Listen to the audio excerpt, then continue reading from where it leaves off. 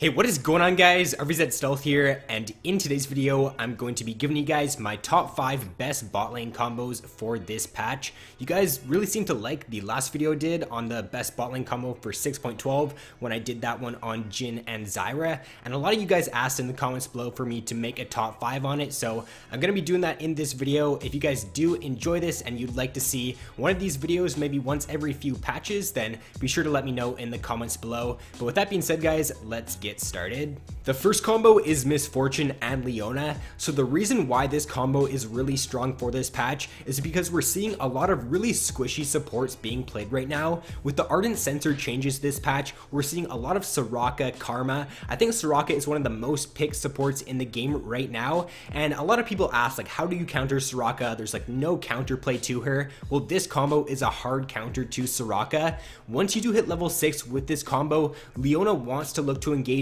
right away with her ultimate. If she can hit her ultimate on either the enemy AD carry or support, then she's going to be able to follow that up with her EQ combo. Meanwhile, Miss Fortune is going to be getting a fully channeled ultimate off, and the amount of damage and crowd control that you get with this combo is just absolutely insane, and you're basically guaranteed to get a kill at level 6 as long as you do play it correctly. They also do have really strong team fight. Miss Fortune ultimate is going to do a load of damage in a mid to late game team fight, and if the enemy team does have a comp that doesn't have a lot of gap closers and a lot of escapes, then it's going to be really easy for Leona to just hit her ultimate and get a nice engage off. One con to this combo is that a good Morgana or a good Janna player can counter it. If Leona does go for an EQ combo engage, a good Janna, what she will do is she'll use her Q to knock the Leona up so she doesn't end up getting to her target. At level 6, if you are playing against a Janna or a Morgana, you can definitely do pretty well, but before level 6, it's going to be really hard for you to really do anything if you are playing against a good Janna or a Morg.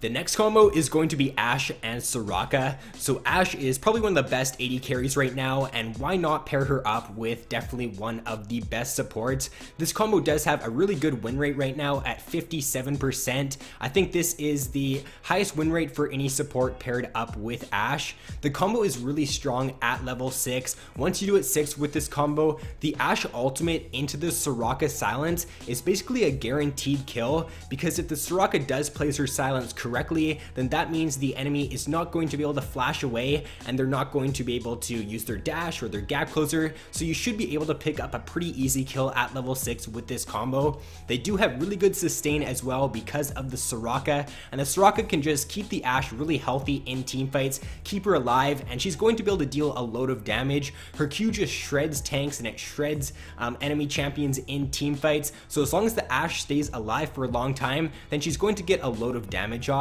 The Ardent Sensor buffs this patch helps Soraka out a lot as well, and it just means that she's going to be able to heal for more, and she's going to be able to give Ashe that extra damage with the Ardent Sensor passive. A few cons to this combo are that they do not have any gap closers, so they are weaker against hard engage enemy comps. The comp that I talked about earlier, being the Miss Fortune and Leona, can do pretty well against this combo, because if Soraka does get caught out, then she is pretty much dead. The next combo is going to be one that I did talk about in a separate video, being Jhin and Zyra. If you didn't check that video out yet, then I'll leave a little annotation on screen for you guys here. I'm not going to go too into detail about why I'm choosing this combo, since I already did make the video on it, but basically they have a lot of crowd control, they have a really good level 2 all-in, as well as a very strong level 6.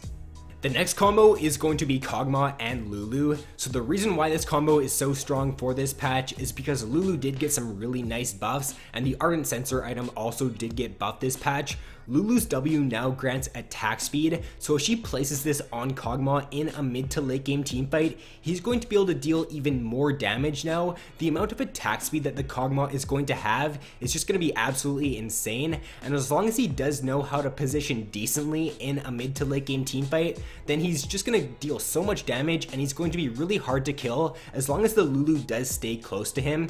When you are playing Lulu with the Kogmaw, just make sure you're always like keeping an eye on him in a team fight, fight, if he does get engaged on, then be sure to use your ultimate on him. You really want to try to save your ultimate for the Kogmaw if you can. Unless the team fight is going in your favor and it looks like you're going to win really easily, then in that situation you can ult one of your teammates. But if not, then I would definitely recommend saving it for the Kogmaw, because if he gets jumped on by a Zed or an Echo or someone who can dive the back line and you don't have your ultimate, then he is probably gonna die. But overall, as long as you can place your W on Kogmaw and he can position decently, then this combo is going to be very strong for this patch. A few cons to this combo are that they do not have gap closers, so if the Lulu does split up from the Kogmaw and she leaves him alone, then he can definitely die really easily, and they can get shut down before they hit level 6 if the enemy team is playing a good hard engage comp or a good early game comp. So the Jhin and Zyra combo can definitely beat this combo pre-6, as well as the Leona Misfortune combo. And the final combo is going to be Twitch and Janna. So the reason why this combo is good right now is because Twitch does have a really strong mid to late game, but his one weakness is that he can get caught out pretty easily because he does not have a gap closer. So pairing him up with Janna definitely does cut out some of his weaknesses. If the Janna just stays close to Twitch in mid to late game team fights, then she can peel for him really nicely, and it will just allow the Twitch to go more aggressive and get a lot more damage off in those mid to late game team fights. As long as you can go even in the laning phase and get to your core build on Twitch, then your team fight is going to be absolutely insane. The amount of damage that you can do with just the build of like Youmu's, Runane's, and the Infinity Edge is just absolutely crazy. So when you are playing Janna with the Twitch, it's kind of like Lulu, just stay near him, make sure he doesn't get caught out, and if the enemy team does try to engage on him, then use your ultimate, use your Q to peel, because as long as you can keep the Twitch alive, then he's going to be able to deal a ton of damage. A few cons to this combo are that they do not have gap closers, and they are also pretty weak if you do fall behind with them. You just want to make sure that you can keep up in farm in the laning phase and that you don't get killed in lane, because if you do get killed in lane, then it is definitely going to be a little bit hard to come back. So that is going to be all for this video, guys. If you did enjoy and you would like to see more in the future, then be sure to leave a like, subscribe if you guys have not already. So thanks for watching, have an awesome day, and I will see you in my next video.